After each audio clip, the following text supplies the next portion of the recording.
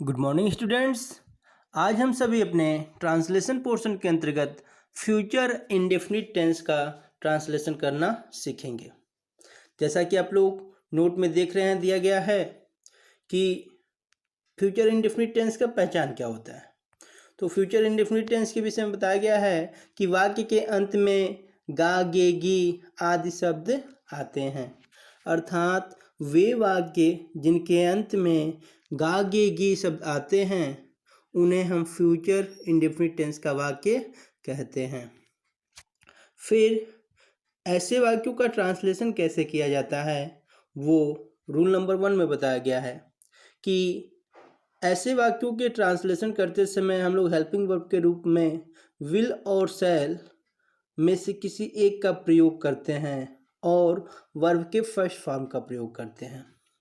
वही स्ट्रक्चर दिया गया है कि फ्यूचर इंडेफिनिट टेंस का जो अफर्मेटिव वाक्य होता है उसका ट्रांसलेशन करने के लिए जो स्ट्रक्चर है वो है सब्जेक्ट प्लस विल या शैल में से कोई एक प्लस वर्ब का फर्स्ट फॉर्म और ऑब्जेक्ट।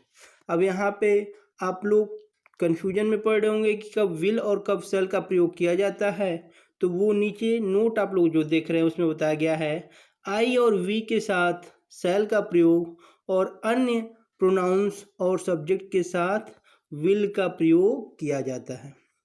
अर्थात जब वाक्य का सब्जेक्ट आई और वी होगा तो ही हम शैल का प्रयोग करेंगे, अन्यथा के अवस्था में हम लोग विल का प्रयोग करते हैं।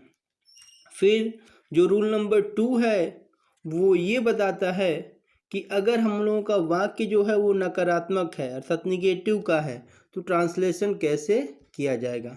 तो इसमें बताया गया है कि नकारात्मक वाक्यों में विल और शैल के बाद नॉट का प्रयोग किया जाता है, अर्थात जैसे हम लोग अपने पिछले क्लासेज में देखे हैं कि हेल्पिंग वर्ब के बाद से नॉट का प्रयोग किया जाता है नेगेटिव बनाने के लिए, वही चीज़ यहाँ पे भी होगा कि विल और शैल के बाद से हम लोग नॉट का प्रयोग करेंगे, अर्थात तब स्ट्रक्चर हो जाएगा सब्जेक्ट प्लस विल ऑब्लिक शैल में से कोई एक प्लस नॉट प्लस वर्ब का फर्स्ट फॉर्म और ऑब्जेक्ट। ये किसके लिए? निगेटिव सेंटेंस के लिए। फिर रूल नंबर 3 बताया गया है कि अगर वाक्य का प्रारंभ क्या से हो तो विल और शैल को वाक्य के प्रारंभ में रखते हैं, और यदि प्रश्नवाचक शब्द वाक्य के बीच में आए तो सबसे पहले हम लोग क्वेश्चन वर्ड, फिर विल या शैल में से कोई एक, फिर सब्जेक्ट और फिर अन्य शब्द का प्रयोग करते हुए लास्ट में क्वेश्चन मार्क का प्रयोग करते हैं। तो बस यहाँ पे यही आपको समझना है कि फ्यूचर इंडेफिनिट टेंस के वाक्य के अंत में गा, गे, गी आता है, जैसे वह कल स्कूल जाएगा, वह कल खेलेगा, तो वाक्य के अंत में गा, गे, गी आया, ये फ्यूचर इंडेफिनिट टेंस का वाक्य होगा।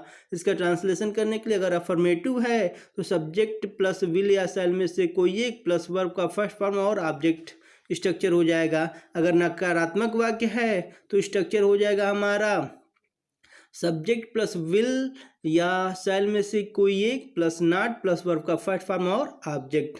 अगर वाक्य इंट्रोगेटिव का है तो इंट्रोगेटिव जैसा कि आप लोगों को पता है 2 तरीके से होता है, एक वाक्य का प्रारंभ क्या से होता है और दूसरा वाक्य के बीच में क्वेश्चन वर्ड आता है।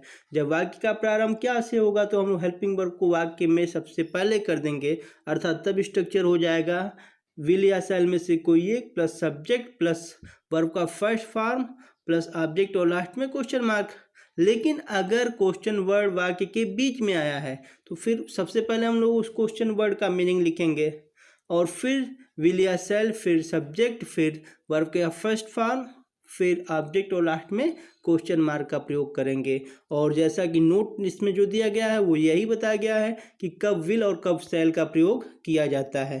तो उसमें क्या बताया गया है कि आई और वी के साथ हमेशा हम शैल का प्रयोग करते हैं और अन्य के साथ विल का प्रयोग किया जाता है।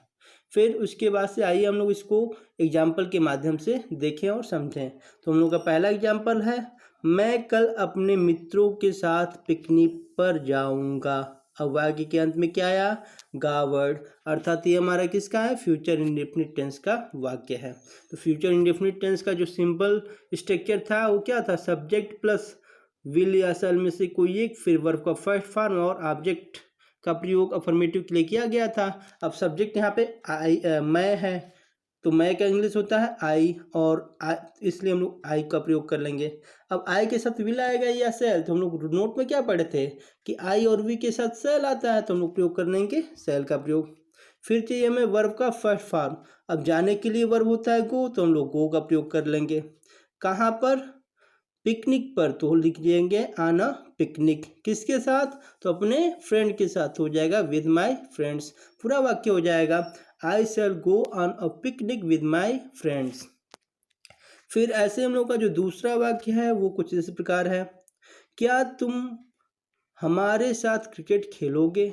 अब लास्ट में यहाँ पे गे वर्ड आया है, इसका तात्पर्य ये हमारा फ्यूचर इंडेफिनिट टेंस का वाक्य है। अब ये वाक्य के प्रारंभ में हम लोग देखें तो वाक्य के प्रारंभ में क्या वर्ड आया है, अर्थात वाक्य हमारा किसका है? इंट्रोगेटिव का है। और इंट्रोगेटिव किस प्रकार का? क्या से प्रारंभ होने वाला वाक्य, अर्थात हमें वाक्य के प्रारंभ में हेल्पिंग वर्ब को नोट करना है। Helping verb future indefinite tense का विल और शैल होता है। अब सब्जेक्ट देखिए, यहाँ पे सब्जेक्ट है यू, तुम का होगा यू, और हम लोग पढ़े क्या थे, आई और वी के साथ सेल आता है, अन्य के साथ यू, अन्य के साथ विल आता है, तो हम लोग विल को नोट कर लेंगे। तो हो जाएगा will you play cricket with us. क्यों? क्योंकि विल के बाद हमें सब्जेक्ट चाहिए, सब्जेक्ट हो जाएगा यू, और खेलने के लिए वर्ब होता है प्ले, वर्ब का फर्स्ट फॉर्म ही नोट होता है, तो हो जाएगा प्ले। क्या खेलना है? क्रिकेट, तो क्रिकेट किसके साथ? तो हमारे साथ। हमारे साथ का हो जाएगा विथ अस। पूरा वाक्य हो जाएगा will you play cricket with us, last में क्वेश्चन मार्क। फिर ऐसे ही हम लोग का एक और वाक्य है, मिस्टर शर्मा अब तुम्हें क्यों नहीं पढ़ाएंगे। लास्ट में गे वर्ड इसमें भी आया है, लेकिन इस वाक्य के बीच में क्यों वर्ड आया है, अर्थात क्वेश्चन वर्ड वाक्य के बीच में है, और तब हम लोग सबसे पहले क्वेश्चन वर्ड को लिखते हैं, तो क्यों का इंग्लिश होता है वाई, हम लोग वाई सबसे पहले लिख लेंगे। फिर हेल्पिंग वर्ब, तो helping verb mister Sharma subject है, तो उसके लिए हो जाएगा विल, तो हो जाएगा वाई विल। फिर चाहिए सब्जेक्ट, तो सब्जेक्ट हो जाएगा मिस्टर शर्मा। अब ये वाक्य निगेटिव का भी है, तो हम इसके बाद से नॉट का प्रयोग करते हैं, तो हो जाएगा नॉट। क्या करेंगे? पढ़ाएंगे, तो पढ़ाने के लिए होता है टीच, तो हम लोग टीच वर्ब का प्रयोग करेंगे। किसे पढ़ाएंगे? तो तुम्हें पढ़ाएंगे, तो तुम्हें के लिए हो जाएगा यू, और कब? तो अब के लिए होता है नाउ। पूरा वाक्य हो जाएगा why will mister Sharma not teach you now, last में क्वेश्चन मार्क, अर्थात मिस्टर शर्मा अब तुम्हें क्यों नहीं पढ़ाएंगे। फिर ऐसे ही हम लोग का एक और वाक्य है, वह कुछ इस प्रकार है, हम मंदिर दर्शन करने नहीं जाएंगे। वाक्य के अंत में यहाँ पे भी गे वर्ड आया है, अर्थात ये भी हमारा फ्यूचर का वाक्य है, लेकिन इस वाक्य के बीच में नहीं वर्ड आया है, अर्थात ये निगेटिव के वाक्य है। तो निगेटिव के लिए हम लोग क्या स्ट्रक्चर देखे थे, सब्जेक्ट प्लस विल या शैल में से कोई एक, प्लस नॉट, प्लस वर्ब का फर्स्ट फॉर्म और ऑब्जेक्ट। वैसे ही उसी स्ट्रक्चर का प्रयोग करके हम लोग वाक्य का ट्रांसलेशन कर सकते हैं। तो वाक्य का ट्रांसलेशन करेंगे तो हो जाएगा हम के लिए हो जाएगा वी, और आई और वी के साथ हम लोग लगाते हैं सेल, तो हम लोग सेल का प्रयोग कर लेंगे। निगेटिव वाक्य के लिए नॉट का प्रयोग करेंगे तो हो जाएगा नॉट, अर्थात वी शैल नॉट। फिर जाना है, तो जाने के लिए वर्ब होता है गो, तो हम लोग गो का प्रयोग कर लेंगे। कहाँ पे? टेम्पल। किस लिए? दर्शन करने के लिए, तो इसलिए हो जाएगा we shall not go to we shall not go to visit the temple. तो इस तरीके से हम लोग फ्यूचर इंडेफिनिट टेंस के वाक्यों का ट्रांसलेशन कर सकते हैं। आज की क्लास के लिए धन्यवाद।